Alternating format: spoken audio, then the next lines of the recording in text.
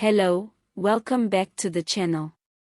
Today's news takes us across the border and back as we look into the growing concern around drug smuggling between Zimbabwe and South Africa.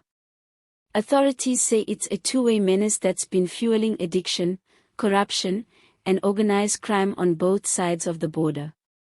Stick around till the end to hear where this information comes from and to verify the sources yourself.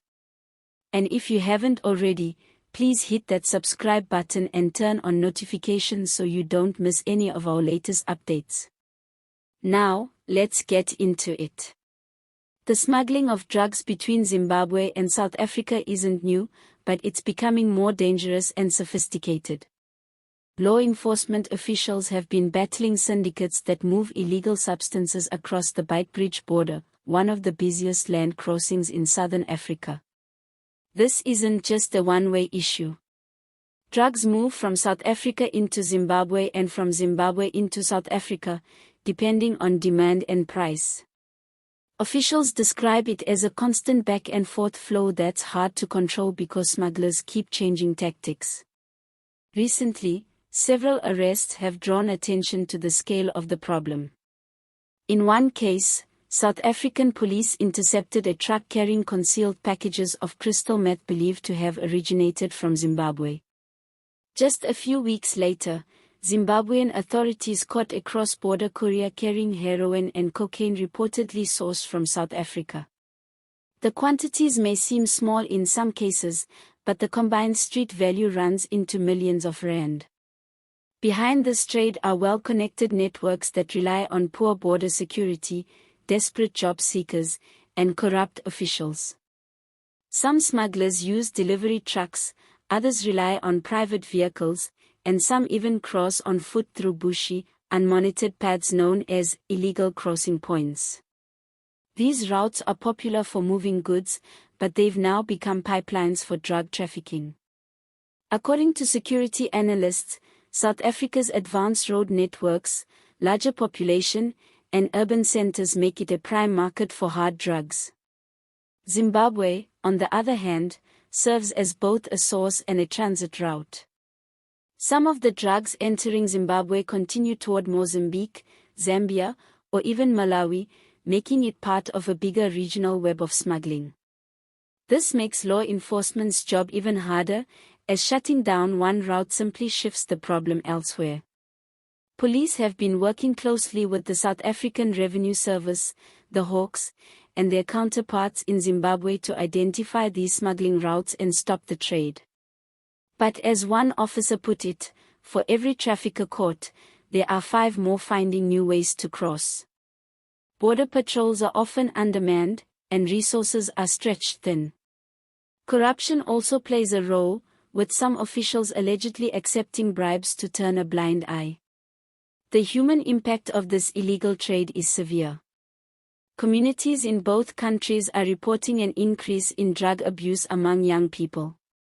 Substances like crystal meth, known locally as Dniop or Tik, have destroyed lives in townships and small towns alike. Addiction leads to crime, broken families, and unemployment, creating a cycle that's hard to escape. In Zimbabwe, drug abuse has become a national concern, with authorities warning that imported substances are fueling violence and mental health issues. In South Africa, the fight against drugs has become a top priority in many provinces, especially Gauteng and Limpopo, where cross-border trade is most active. Anti-drug units have been conducting raids in areas known for illegal sales, and they're also targeting distribution houses that receive shipments smuggled from across the border. These raids have led to several arrests, but authorities admit they're still scratching the surface of a much larger network. Economic challenges in both countries also make the trade appealing to some individuals. With unemployment high, especially among the youth, many are lured by the promise of quick cash. Some agree to transport drugs for small payments, not fully understanding the danger or the legal consequences. Others are recruited by organized syndicates who use them as mules to move drugs across the border. There's also concern that the same smuggling channels used for drugs are being exploited for other illegal activities such as human trafficking, stolen goods, and counterfeit products. This shows that what might seem like a single issue is actually part of a bigger picture affecting both nations' stability and security. Governments on both sides have promised stronger collaboration. Recently, South African and Zimbabwean officials met to discuss tightening border controls, sharing intelligence, and improving technology for detecting hidden substances in vehicles. However, experts argue that enforcement alone isn't enough. They say there needs to be more focus on community education, rehabilitation programs, and economic opportunities that prevent young people from getting drawn into crime in the first place. The situation has sparked a lot of debate online. Some South Africans blame foreign traffickers for bringing drugs into the country, while others say local dealers are just as responsible. Zimbabweans, too, are frustrated by how their nation is being used as a route for illegal substances. It's a complex problem with no quick fix, and both sides need each other to tackle it effectively. Before we wrap up, let's take a breath because this topic can get heavy. On the lighter side, one border official joked that with all the creative hiding spots smugglers use, they could probably win awards for innovation, if only they used that energy for something legal.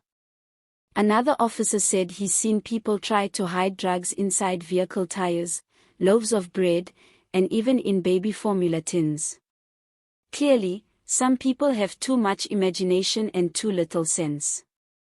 At the end of the day, smuggling between Zimbabwe and South Africa is more than just a police issue. It's a social and economic problem that requires cooperation, awareness, and accountability from everyone involved. Let's hope the authorities can keep closing in on those responsible and help protect the future of both nations. Thank you for watching and staying with us until the end. Remember to subscribe if you haven't already, and turn on notifications so you never miss any updates from us. Stay safe, stay informed, and don't forget, if it looks too easy or too good to be true, it probably is. All images used in this video are for illustration purposes only. Sources: Times Live, IOL, The Herald Zimbabwe, News 24, SABC News, SAP's official reports.